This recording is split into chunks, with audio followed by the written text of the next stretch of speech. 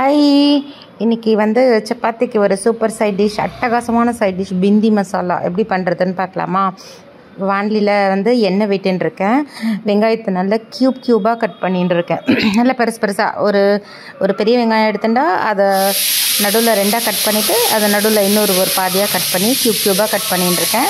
அதை நல்லா ஆயிலில் போட்டு நல்லா வதக்கிட்டேன். அதை வதக்கும் போதே வெண்டைக்காவையும் வந்து குட்டி குட்டி பீசஸாக இந்த குழம்புக்கெல்லாம் போடுவோம்ல, சாம்பாருக்கெலாம் கட் பண்ணுவோம்ல, அந்த மாதிரி கட் பண்ணி வச்சுட்டுருக்கேன் வெண்டைக்காவை. ஸோ அந்த வெண்டைக்காவையும் அந்த ஆனியன் கொஞ்சம் வதங்கினோடனே வெண்டைக்காவையும் அதிலே போட்டாச்சு. எண்ணெயிலே போட்டு இந்த ஆனியனும் வெண்டைக்காவும் நல்லா வதங்கணும், சூப்பராக வதங்கிடணும். ஏன்னா நம்ம ரொம்ப குக் பண்ண மாட்டோம் அதுக்கப்புறம் இதை போட்டு. அதனால் வந்து இந்த வெண்டைக்காவும் ஆனியனும் நல்லா ஆயிலில் ஃபுல்லாக வதங்கணும். நீங்கள் ஆக்சுவலி நான் வந்து ஆயில் கொஞ்சம் கம்மியாக தான் விட்டுருக்கேன். நீங்கள் இன்னும் கொஞ்சம் ஆயில் விட்டுருந்தா நல்லா தான் இருக்கும். நல்லா ஆனியனில் நல்லா ஃப்ரை பண்ணால் இது ரொம்ப நல்லாயிருக்கும். நான் வந்து இந்த பிசு தன்மை போகிற வரைக்கும் ஆனால் நான் கொஞ்சம் தான் ஆயில் போட்டிருக்கேன். ஸோ இது பார்த்திங்கன்னா நல்லா வந்து வதங்கிடுது. வெண்டைக்காவும் ஆனியனும் நல்லா ப்ரௌன் கலரில் நல்லா வதங்கிடுது. அவ்வளோதான். இந்த ஸ்டேஜில் என்ன பண்ணலான்னா தட்டில் தனியாக எடுத்து வச்சுட்டுணும். அதுலேயே ஆயில் கொஞ்சம் பேலன்ஸ் இருக்கும். இன்னும் கொஞ்சம் ஆயில் வேணும்னா விட்டுன்ட்டு இப்போ அதில் வந்து ஆனியன் வந்து துண்டாக கட் பண்ணி வச்சுட்டுருக்கேன். நல்லா பொடியாக நைஸாக கட் பண்ணி வச்சுட்டுருக்கேன். போட்டுட்டு நல்லா வதக்கிக்கணும். வெங்காயம் நல்லா ப்ரௌன் கலரில் வதங்க வரும்போது இப்போ என்ன பண்ணணுன்னா இஞ்சி பூண்டு பேஸ்ட்டை 1.5 ஸ்பூன் போட்டுருக்கேன். இஞ்சி பூண்டு பேஸ்ட். ஸோ இஞ்சி பூண்டு பேஸ்ட் போட்டு நல்லா அது ஆனியனோடு சேர்ந்து நல்லா வதங்கணும். இது நல்லா வதங்குற டைம், இந்த பச்சை வாசனை போகிற டைமில் என்ன பண்ணலான்னா மசாலாஸ்லாம் சேர்க்க ஆரம்பிச்சிடலாம்.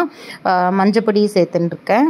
அதுக்கப்புறம் வந்து மிளகாப்பொடி 1.5 ஸ்பூன் போட்டுருக்கேன். மிளகாப்பொடி என்னோடய மிளகாப்பொடி காரம் கொஞ்சம் கம்மியாக இருக்கும், அதனால் 1.5 ஸ்பூன் போட்டுருக்கேன் மிளகாப்பொடி. அதுக்கப்புறம் வந்து தனியா பொடி வந்து 1 ஸ்பூன் போட்டுருக்கேன். 1.5 வந்து மிளகாப்பொடி போட்டுருக்கேன். 1 ஸ்பூன் தனியா பொடி போட்டுருக்கேன்.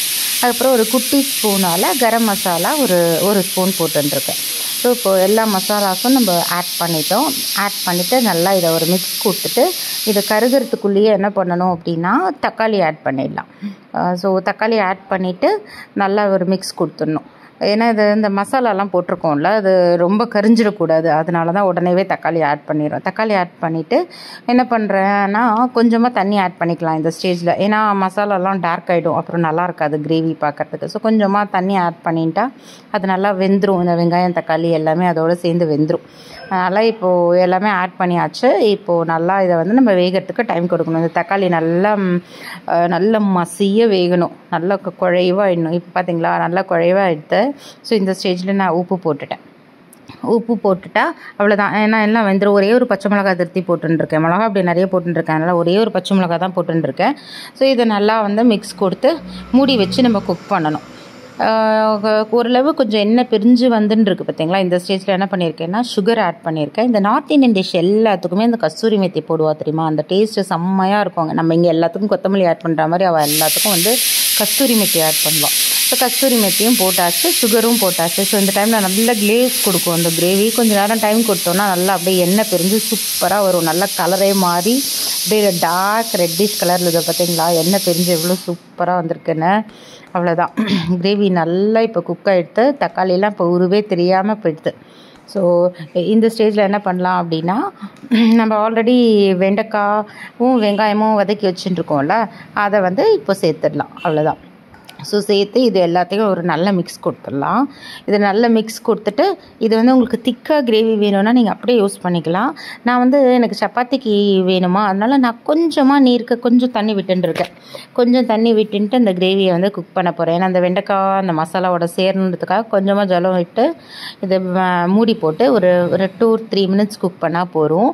அவ்வளோதான். நல்லா குக் பண்ணி முடிச்சிட்டோம் அப்படின்னா நல்லா திருப்பி எண்ணெய் பிரிஞ்சு வந்துடும். எண்ணெய் பிரிஞ்சு வந்தோடனே இந்த ஸ்டேஜில் வந்து கொத்தமல்லி நிறைய ஆட் பண்ணிக்கலாம். வேணும் அப்படின்னா நீங்கள் லாஸ்ட்டாக திருப்பி எண்ணெயில் ஜீரகம் தாளித்து கொட்டிக்கோங்க, கடுகும் ஜீரகமும். ஆனால் நான் தாளிக்கல, நான் அப்படியே விட்டுட்டேன். கொத்தமல்லி ஆட் பண்ணிவிட்டு அப்படியே கிரேவி